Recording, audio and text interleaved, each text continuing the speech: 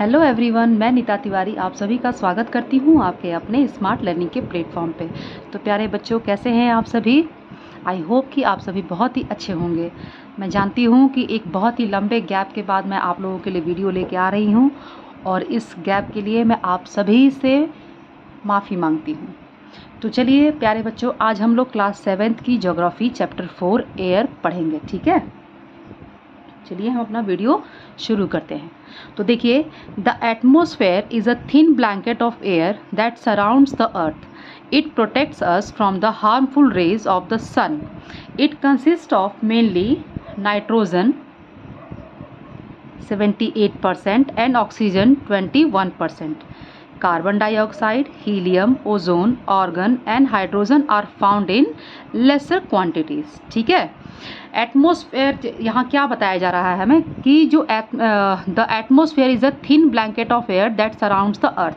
ठीक है, हमारी जो पृथ्वी है, हमारा जो अर्थ है ना, ये चारों ओर से वायु की यानी कि जो एयर है इसकी चादर से एक ब्लैंकेट से घिरी हुई है. ठीक है, और ये हमें हार्मफुल रेज जो होते हैं, ठीक है, इनसे हमें क्या करता है? प्रोटेक्ट करता है. ठीक है, जो सन से निकलने वाले हार्मफुल रेज होते हैं इनसे हमें ये क्या करता है?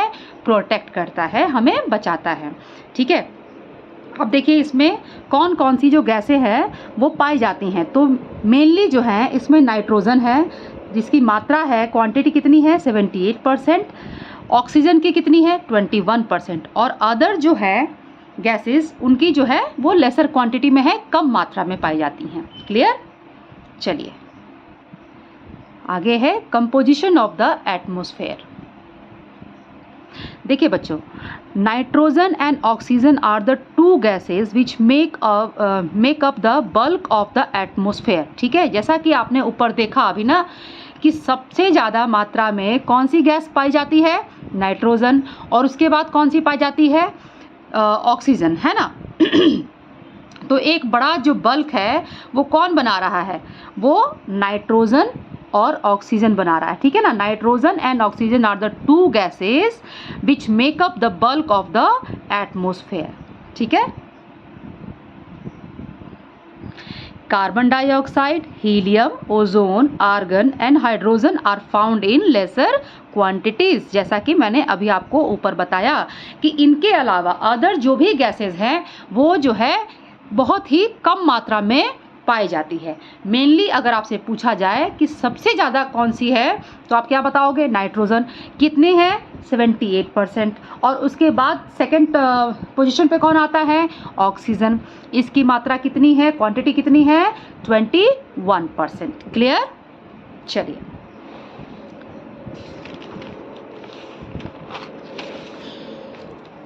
चलिए बच्चों, अब आगे देखते हैं इसमें क्या है.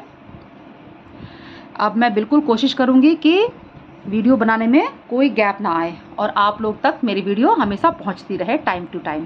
ठीक है, लेकिन इसके लिए आप लोग को क्या करना होगा? इसके लिए आप लोग को मेरे चैनल को सब्सक्राइब करना होगा. मेरे वीडियो को जब भी आप देखते हैं तो आप सभी से एक रिक्वेस्ट है कि एक लाइक मुझे ज़रूर दीजिए और मुझे कमेंट करके ज़रूर बताइए कि आपको मेरा वीडियो कैसा लगता है. ठीक है, चलिए.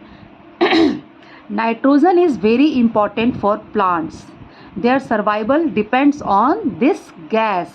ठीक है, नाइट्रोजन जो है वो किसके लिए बहुत इंपॉर्टेंट है? प्लांट्स के लिए. प्लांट्स के सर्वाइवल के लिए नाइट्रोजन गैस जो है वो बहुत ही ज़्यादा इम्पॉर्टेंट होती है. ठीक है, और हमारे लिए कौन सी गैस होती है? ऑक्सीजन, है ना. चलिए देखते हैं. Oxygen is essential for humans and animals. They breathe in oxygen produced by green plants during photosynthesis. Oxygen जो है वो बहुत ही एसेंशियल होता है फॉर ह्यूमन और फॉर एनिमल्स. ओके, हम क्या करते हैं? हम ऑक्सीजन जब हम सांस लेते हैं तो हमारे अंदर क्या जाता है? हम ऑक्सीजन लेते हैं और कार्बन डाइऑक्साइड जो है वो हम बाहर इनहेल कर देते हैं. ठीक है ना, सॉरी, इनहेल तो हम ऑक्सीजन करते हैं. ठीक है, हम क्या करते हैं? बाहर क्या निकालते हैं? कार्बन डाइऑक्साइड निकालते हैं, ठीक है ना। और ये जो ऑक्सीजन है ये हमें कहाँ से मिलता है, ये हमें ग्रीन प्लांट्स से मिलता है। ग्रीन प्लांट्स जब फोटोसिंथेसिस के दौरान जब ग्रीन प्लांट्स जो हैं वो ऑक्सीजन को छोड़ती हैं और वही ऑक्सीजन जो है हम लोग लेते हैं, ठीक है। तो हमारे सर्वाइवल के लिए ह्यूमन बीइंग और जो भी एनिमल्स हैं इन सभी के लिए क्या ज़रूरी है, ऑक्सीजन का होना ज़रूरी है। और प्लांट्स के सर्वाइवल के लिए क्या ज़रूरी है, नाइट्रोजन की आवश्यकता है, ठीक है। चलिए आगे बढ़ते हैं। नेक्स्ट देखिए, green plants breathes in carbon dioxide which is released by humans and animals. Thus, there is a mutual relation between the plants and the humans or animals. ठीक है, जो म्यूचुअल रिलेशन होता है इसका मतलब क्या हुआ कि आपसी जो होता ना कि मैं आपको सपोर्ट करूंगा और आप मुझे सपोर्ट करेंगे, ठीक है ना। तो इसमें क्या है, हमें समझना है कि ग्रीन प्लांट्स जो है वो क्या ब्रीथ करते हैं, वो कार्बन डाइऑक्साइड, है ना। और कार्बन डाइऑक्साइड जो है वो कौन रिलीज करता है, ह्यूमंस करते हैं, हम और आप करते हैं, और जो हमारे एनिमल्स हैं, ठीक है। तो हमारे द्वारा जब हम कार्बन डाइऑक्साइड को रिलीज करते हैं तो वही कार्बन डाइऑक्साइड जो है प्लांट लेते हैं, ठीक है। और प्लांट जो है वो हमारे लिए ऑक्सीजन रिलीज करते हैं जो कि हमारे सर्वाइवल के लिए ज़रूरी है। इसीलिए कहते हैं ना कि प्लांट लगाइए, पेड़ों को मत काटिए, है ना। अगर हम पेड़ों को काट देंगे, पेड़ ही नहीं रहेंगे तो हमें ऑक्सीजन कहाँ से मिलेगा। और जब ऑक्सीजन ही नहीं मिलेगा तो आप लोग इमेजिन कीजिए कि क्या लाइफ अर्थ पर पॉसिबल है, सोचिए और मुझे कमेंट करके ज़रूर बताइए। चलिए आगे देखते हैं क्या है। Hence, we should protect plants and trees for our own benefit. देखिए जो मैं बात आपको बता रही थी वही बात यहाँ पर लिखी हुई है कि चलिए हम लोग कम से कम अपने बारे में ही सोचते हुए, अपने बेनिफिट के बारे में सोचते हुए ही हमें क्या करना चाहिए, हमें प्लांट्स और ट्रीज़ को प्रोटेक्ट करना चाहिए, है ना। उन्हें बचाना चाहिए, उन्हें काटना नहीं चाहिए, ठीक है। अगर हम ट्रीज़ वगैरह प्लांट अगर हम लगाएंगे, उनकी देखभाल करेंगे तो वो हमारे ही फ़ायदे के लिए है, ठीक है। उससे हमें शुद्ध हवा मिलेगी, ऑक्सीजन मिलेगा, हम लोग ऑक्सीजन लेंगे तभी तो हम जिंदा रह पाएंगे ना। क्या हम कार्बन डाइऑक्साइड लेके जिंदा रह सकते हैं, नहीं रह सकते हैं, है ना। हमारा पूरा लंग्स जो है वो पूरा ख़राब हो जाएगा, ठीक है। तो इसीलिए प्यारे बच्चों हमें ज़्यादा से ज़्यादा सोचना चाहिए कि हम प्लांट्स लगाएं, है ना। हम ट्रीज़ को काटने से मना करें। अगर कोई हमारे घर में बड़े बूढ़े काटते भी हैं तो हमें उन्हें भी बताना चाहिए कि हमें ट्रीज़ जो है वो कट नहीं करने चाहिए, उन्हें प्रोटेक्ट करना चाहिए, ठीक है। चलिए आगे बढ़ते हैं। नेक्स्ट है हमारा structure of the atmosphere. The atmosphere is divided into 5 layer, ठीक है। 5 लेयर्स में एटमॉस्फेयर डिवाइड है। कितने लेयर्स में, 5 लेयर्स में, ठीक है। Starting from the earth surface these layers are troposphere, stratosphere, mesosphere, thermosphere and exosphere. हम अर्थ से स्टार्ट करेंगे, ठीक है। स्टार्टिंग फ्रॉम द अर्थ लिखा है ना, स्टार्टिंग फ्रॉम द अर्थ सबसे पहले क्या आता है, ट्रोपोस्फेयर आता है। नेक्स्ट क्या है, स्ट्रेटोस्फेयर, उसके बाद है मेसोस्फेयर, देन थर्मोस्फेयर और लास्ट में क्या है, एक्सोस्फेयर, ठीक है। इसे हम क्या कहते हैं हिंदी में, ट्रोपोस्फेयर यानी कि क्षोभ मंडल, ठीक है। स्ट्रेटोस्फेयर मतलब कि समताप मंडल, मेसोस्फेयर यानी कि मध्य मंडल, ठीक है, ये मिडिल में है ना इसीलिए। थर्मोस्फेयर, ठीक है, ये थर्मोस्फेयर को क्या बोलते हैं हिंदी में भी मुझे याद नहीं आ रहा है। और एक्सोस्फेयर जो होता है ये बहिर्मंडल होता है यानी कि सबसे बाहर का ये होता है, ठीक है। चलिए आगे देखते हैं इसको। अब हम थोड़ा सा विस्तार में पढ़ते हैं, ब्रीफ करके पढ़ते हैं कि क्या है इसमें, ठीक है। एक एक लेयर को समझते हैं। देखिए बच्चों सबसे पहला हमारा क्या है, ट्रोपोस्फेयर, ठीक है। फर्स्ट क्या है, troposphere. Troposphere is the layer in which the air we breathe is exist, ठीक है। Almost all weather phenomena occurs here, ठीक है। ट्रोपोस्फेयर जो है, जो एयर जो हम ब्रीथ करते हैं, सांस लेते हैं, वो यहीं पर एग्जिस्ट करती है। और ऑलमोस्ट जितने भी वेदर फिनोमिना, जो भी घटनाएं होती हैं, है ना, वेदर की, वो सभी यहीं पर होती हैं। कहाँ, ट्रोपोस्फेयर में, इसी लेयर में, ठीक है। चलिए आगे देखते हैं, आगे क्या है। नेक्स्ट है हमारा स्ट्रेटोस्फेयर। सेकेंड नंबर पे क्या है? स्ट्रेटोस्फेयर। ठीक है, stratosphere contains a layer of ozone gas. ठीक है, बहुत ही इंपॉर्टेंट है। It is ideal for flying aeroplanes. ठीक है, स्ट्रेटोस्फेयर जो होता है ये आइडियल माना जाता है हवाई जहाज को उड़ाने के लिए। ठीक, चलिए थर्ड नंबर पे हमारा आता है mesosphere. Extends up to the height of 80 kilometre. Meteoroids burn up in this layer on entering from the space. Next है हमारा थर्मोस्फेयर। फोर्थ नंबर पे क्या आता है? Thermosphere. Thermosphere helps in radio transmission. जो भी हम एफएम वगैरह सुनते हैं ना, तो थर्मोस्फेयर इसी में हेल्प करता है हमारा। ठीक है, जो भी रेडियो ट्रांसमिशन होता है ये इसी लेयर में होता है। क्लियर? लास्ट है हमारा एक्सोस्फेयर यानी कि बहिर्मंडल। Exosphere is the upper most layer where air is very thin. सबसे अपर मोस्ट लेयर अगर आपसे पूछा जाए कि कौन सा है तो आप क्या कहेंगे? एक्सोस्फेयर। ठीक है बच्चों, आगे बढ़े तो समझ में आ गया ना कि 5 लेयर में डिवाइड है एटमॉस्फेयर। ठीक है ना, कौन कौन से हैं? Troposphere, stratosphere, mesosphere, thermosphere and exosphere. अगर आप सभी चाहेंगे तो मैं आप लोगों के लिए ये जो वीडियो मैंने बनाई है इंग्लिश में पूरा, तो मैं अगर आप सभी चाहेंगे तो मैं इसे हिंदी में भी आप लोगों के लिए बना दूंगी। ठीक है, हिंदी में पूरा लिख दूंगी और हिंदी में फिर से आपको एक्सप्लेन भी कर दूंगी। अगर आपको चाहिए तो आप लोग मुझे कमेंट करके ज़रूर बताइएगा कि क्या आपको ज़रूरत है। चलिए आगे पढ़ते हैं। अब हम क्या पढ़ने वाले हैं? नेक्स्ट हमारा टॉपिक है वेदर एंड क्लाइमेट। अब वेदर और क्लाइमेट में क्या अंतर है इसे समझना बहुत ज़रूरी है। ठीक है, देखिए weather is the hour to hour, day to day condition of the atmosphere. ठीक है, वेदर क्या होता है? आवर टू आवर और day to day condition of the atmosphere होता है। ठीक है, ये चेंज होते रहता है। ठीक है, ये घंटे में, हर आवर में चेंज हो जाता है, डे टू डे चेंज हो जाता है। जैसे कि अभी मैं दिल्ली में हूँ। ठीक है, अभी क्या है, दिल्ली में खूब बारिश हुई है ना, आज बहुत बारिश हुई, लेकिन क्या हुआ, 4 बजे के बाद धूप निकल गई है ना। तो ये जो है यहाँ का ये क्लाइमेट नहीं कहा जाएगा, इसे वेदर कहा जाएगा। ठीक है, अब देखिए क्लाइमेट किसे कहा जाएगा? Climate is the average weather condition of a place for a longer period of time. ठीक है, अब यहाँ का जो क्लाइमेट है, अगर मान लीजिए यही बारिश अगर लगातार यहाँ पर बहुत ज़्यादा समय तक, मतलब यहाँ हमेशा बारिश ही होती, थोड़ी देर के लिए रुकती फिर बारिश, फिर थोड़ी देर के लिए रुकती फिर बारिश, तो इस तरीके से क्या होता है, अगर एक लॉन्गर पीरियड के लिए ये एक ही कंडीशन बना रहा है, ठीक है ना, वेदर का एक ही कंडीशन एक बहुत ही लंबे समय के लिए बन जाए, तो इसे हम क्या कहते हैं? क्लाइमेट कहते हैं। ठीक है, समझ में आया? वेदर और क्लाइमेट में क्या चेंज है, ठीक है, क्या डिफरेंस है दोनों में, तो आप लोग को समझ में आ गया ना कि वेदर जो होता है, weather is the hour to hour, day to day condition of the atmosphere होता है। ठीक है, चेंज होते रहता है, और वही वेदर कंडीशन जो है एक जगह पे, किसी एक जगह पे बहुत लंबे समय तक के लिए अगर है तो उसे हम वहाँ का क्लाइमेट कहेंगे।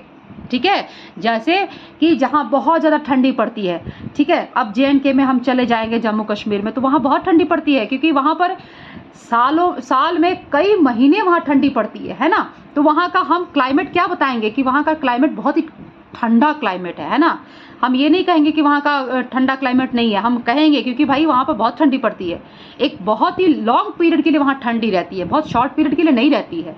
ठीक है, और वहाँ क्या है, गर्मी जो है वो बहुत कम समय के लिए होती है। ठीक है, तो वो उसका क्लाइमेट नहीं कहलाएगा, वो वेदर है। वेदर जो है वो चेंज होते रहता है। ठीक है, अभी हम लोग गूगल पे चेक करते रहते हैं ना, वेदर, कल का वेदर क्या रहेगा, तो दिखाएगा कि हाँ भाई कल तो बारिश होने वाली है, लेकिन जो है सुबह उठोगे तो अगर आप चेक करोगे तो दिखाएगा कि नहीं, आज का वेदर जो है, आज तो बहुत सनी डे है, आज पूरे दिन जो है धूप निकले रहेगी, कड़क सूर्य भगवान जो है वो निकले रहेंगे, यानी कि वेदर क्या होता है, चेंज होते रहता है। ठीक है, चलिए नेक्स्ट क्या है? टेम्परेचर। अब हम पढ़ेंगे टेम्परेचर क्या होता है। वैसे भी दिल्ली में बहुत गर्मी हो रही है, ठीक है। नॉर्थ इंडिया में इधर तो अगर हम जो हिली एरिया है अगर उनको हम छोड़ दें तो मुझे लगता है कि बहुत ही गर्मी है सभी जगह, है ना। खैर चढ़ के देखिए तो क्या है यहाँ पर टेम्परेचर। हमारा नेक्स्ट टॉपिक क्या है, temperature. Temperature of the atmosphere remains changing. ठीक है, टेम्परेचर जो है वो क्या होता है, चेंज होते रहता है। The degree of hotness and coldness of the air is known as temperature. Temperature किसे कहते हैं, यहाँ से यहाँ तक याद कर लीजिए कि the degree of hotness and coldness of the air is known as temperature. बोलते हैं ना कितनी डिग्री टेम्परेचर है ना। तो आगे देखिए, जैसे अभी भाई हम लोग बताते हैं ना कि अरे आज का टेम्परेचर तो 41 डिग्री था तो बहुत गर्मी है, आज का 42 डिग्री है तो बहुत गर्मी है ना। तो यानी कि हॉटनेस बहुत ज़्यादा है। और वहीं विंटर सीजन में हम लोग क्या करते हैं, जब टेम्परेचर जो है वो नीचे जाने लगता है, बोलते हैं ना कि अरे आज का टेम्परेचर तो रात का टेम्परेचर 5 डिग्री है, 4 डिग्री है, 3 डिग्री है। यानी कि जैसे जैसे नीचे जाता रहेगा वैसे वैसे क्या होगा, कोल्डनेस बढ़ती जाएगी। और जैसे जैसे ऊपर जाते रहेगा तो क्या होगा, हॉटनेस बढ़ेगा। तो टेम्परेचर क्या है, the degree of hotness and coldness of the air is known as temperature. जो हवा, क्योंकि देखो हवा जो है वो तो चारों तरफ है ना, हमें फील नहीं हो रही है, लेकिन हमारे बॉडी को हर समय हवा जो है प्रेशर देती रहती है और हम भी एक काउंटर प्रेशर देते हैं। ठीक है, तो जब एयर हमें एक तरफ से प्रेशर लगा रहा है और हम भी उसको प्रेशर लगाते हैं इक्वली, तो इसीलिए हमें फील नहीं होता है कि हमें हवा जो है वो टच कर रही है। लेकिन होता है, हमें कब फील होता है, जब बहुत तेज आंधी आ जाती है तब हमें लगता है कि हाँ हवा जो है वो हमें छू रही है। लेकिन ऐसा नहीं है, हर टाइम हवा जो है, हवा तो चारों तरफ है ना। तो हवा जो होती है ना, जो एयर होता है, इसी में गर्म जब हो जाती है तो हॉटनेस हो जाता है। यही हवा जब ठंडी हो जाती है तो ठंडा लगने लगता है। तो ये सारी चीज़ें जो है इनके डिग्री पर डिपेंड करता है और इसे हम टेम्परेचर कहते हैं। चलिए आगे देखते हैं। Insolation is an important factor that influences the distribution of temperature. The amount of insolation decreases from the equator towards the poles. ठीक है, तो weather, climate and temperature. I hope कि आप सभी को समझ में आ गया होगा। चलो देखो आगे। Therefore, the temperature decreases in the same way. ठीक है, नेक्स्ट देखिए, आगे देखिए। डिग्री सेल्सियस, देखिए ऐसे लिखते हैं ना, is the standard unit of measuring temperature invented by Anders Celsius. ठीक है, किसने इन्वेंट किया था, एंडर्स सेल्सियस ने। ठीक है, तो जो टेम्परेचर होता है इसको हम कैसे मेजर करते हैं, सेल्सियस में। ठीक है ना, कहते हैं ना कि आज का टेम्परेचर 41 डिग्री सेल्सियस है, या हम कहेंगे विंटर में कि अरे यार आज तो 5 डिग्री सेल्सियस है, यानी कि बहुत ठंडी हो गई है। आप वही हिली एरिया में ले चले जाओगे तो वहाँ हम बोलेंगे कि -14 डिग्री है, यानी कि बहुत ही ज़्यादा है। अगर माइनस में चला गया तो बहुत ही ज़्यादा ठंडी है ना। तो इसे हम कैसे मेज़र करते हैं टेम्परेचर को, सेल्सियस में। और किसने इन्वेंट किया था, एंडर्स सेल्सियस ने। इन्हीं के नाम पर इसको हम लोग रखते हैं। ठीक है, चलो अब नेक्स्ट है हमारा एयर प्रेशर। अब हम पढ़ रहे हैं एयर प्रेशर। एयर प्रेशर क्या है, चलो इसे देखते हैं। Air pressure is the pressure exerted by the weight of air on the earth's surface. As we go up the layer of the atmosphere, the pressure falls rapidly. It is the highest at sea level and decreases with height. Air pressure जो होता है, जैसे जैसे हम height पे जाते हैं, जैसे जैसे हम ऊंचाई की तरफ जाते हैं, एयर प्रेशर क्या होता है, गिरने लगता है। ठीक है, इसीलिए क्या होता है कि जब हम लोग बच्चों जब हम हिली एरिया में जाते हैं, जैसे लेह वगैरह या किसी पर, तो हमारे जो कान होते हैं ना, आप कभी फील करना वो बंद हो जाते हैं, अजीब सा होने लगता है। या कभी आप अगर फ्लाइट में गए हो तो जैसे ही फ्लाइट जो है वो टेक ऑफ करती है और वो हाइट पे जाती है ना, तो हमारा कान जो है ना वो बंद हो जाता है, एकदम अजीब सा होने लगता है, पेन होने लगता है। क्यों, क्योंकि एयर का प्रेशर जो है वो वहाँ पर बिल्कुल कम हो जाता है। और इसी वजह से कई लोगों को क्या होता है ना, वेसल्स जो होते हैं हमारे, ये बहुत पतले पतले होते हैं ना नाक वाक के, तो इनसे ब्लड भी आने लगता है। ठीक है, तो ये किस लिए होता है, इसी वजह से होता है, क्योंकि जब भी हम हाइट पर जाते हैं तो वहाँ पर एयर प्रेशर कम हो जाता है। और सबसे ज़्यादा जो एयर प्रेशर है वो कहाँ होता है, सी लेवल पे होता है। ठीक है, हाईएस्ट जो होता है वो कहाँ होता है, सी लेवल पर। और जैसे जैसे हम ऊपर जाएंगे एयर प्रेशर जो है वो कम होते जाता है। इसीलिए हाइट पे जिनको ब्रीदिंग प्रॉब्लम होती है, जो अस्थमेटिक होते हैं, उनको कहा जाता है कि आप लोग बहुत ज़्यादा हाइट वाले एरिया में ना जाए, क्योंकि वहाँ एयर प्रेशर इतना कम मिलेगा कि उनको सांस लेने में, हर चीज़ में तकलीफ होने लगेगी। ठीक है। Low pressure is associated with cloudy skies and wet weather. High pressure is associated with clear and sunny skies. ठीक है। लो प्रेशर किसके साथ एसोसिएटेड है? With cloudy sky and wet weather, और high pressure is associated with clear and sunny sky. Okay, आगे बढ़े। चलिए अब देखिए यहाँ क्या लिखा है। The air always move from high pressure area to low pressure area. Air जो है वो कैसे मूव करती है? हाई प्रेशर एरिया से लो प्रेशर एरिया। ठीक है, from high pressure to low pressure. समझ में आया? लास्ट है हमारा टॉपिक विंड। आपके चैप्टर एयर का लास्ट टॉपिक है आज का हमारा। ठीक है, इसके साथ ही आपका जो चैप्टर है वो ख़त्म हो जाएगा। और यदि आप लोगों को चाहिए कि मैं इसके क्वेश्चन आंसर्स भी आपको सॉल्व करवा दूं, एक्स्ट्रा क्वेश्चन आंसर्स भी कुछ करवा दूं, तो प्लीज़ आप लोग मुझे कमेंट करके ये ज़रूर बताइएगा। मैं ज़रूर आपके लिए उसके लिए भी वीडियो बना दूंगी। ठीक है। चलिए देखिए, it is the movement of air from high pressure area to low pressure area. It can be broadly divided into 3 types. ठीक है, विंड जो है वो 3 टाइप्स में डिवाइड है। ठीक है, permanent, seasonal and local winds. ठीक है, कौन कौन सी विंड में डिवाइड है? परमानेंट में, सीजनल में और लोकल में। लोकल विंड्स को क्या कहते हैं इंडिया में? लू कहते हैं। ठीक है, गर्मी के दिन में बोलते हैं ना कि लू चल रही है, बहुत गर्म हवा चलती है जब, तो जो लोकल, और देखो लू क्या है, वो हर जगह चलती नहीं है। जब हम बिहार में जाते हैं, जब हम यूपी में जाते हैं, तो हमें वहाँ पर ज़्यादा सुनने को मिलता है गर्मियों में कि भाई लू चल रही है, बाहर मत निकलो नहीं तो लू लग जाएगी, है ना। तो इसीलिए इसे लोकल विंड कहा जाता है। सीजनल विंड जो होती है वो क्या होती है? क्योंकि सीजन में ही चलती है। ठीक है, और परमानेंट तो विंड जो है, जैसा नाम है वैसा इसका काम है। क्लियर? तो इसी के साथ आपका जो एयर चैप्टर है, वायु, वो ख़त्म होता है। अब आप लोग क्या करेंगे? आप लोग मेरे वीडियो को देखिए, इसे ध्यान से देखिए, सुनिए, पढ़िए, समझिए। बहुत ही आसान भाषा में, मैंने बहुत ही इजी वे में आपको समझाने की कोशिश की है। तो मुझे बिल्कुल ऐसी उम्मीद है कि आप लोग को कोई परेशानी नहीं होगी।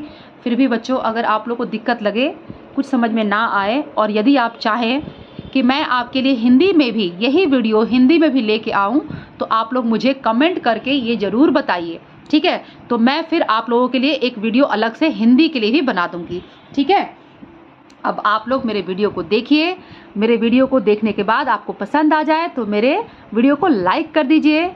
प्यारे बच्चों, अगर आपने मेरे चैनल को अभी तक सब्सक्राइब नहीं किया है तो प्लीज़ मेरे चैनल को सब्सक्राइब कर लीजिए। आप लोग मुझे अपने कमेंट करके ज़रूर बताइए कि आपको मेरा वीडियो कैसा लगता है। एंड सबसे इम्पॉर्टेंट चीज़ है कि आप लोग इसको अपने फ्रेंड्स के साथ में शेयर भी ज़रूर करिए। ठीक है, ताकि आपकी तरह वो भी मेरे वीडियो को देख सके और पढ़ सके। तो चलिए, अब हम लोग नेक्स्ट वीडियो में मिलेंगे। तब तक आप लोग क्या करेंगे? पढ़ते रहेंगे, खुश रहेंगे, मुस्कुराते रहेंगे। Bye bye.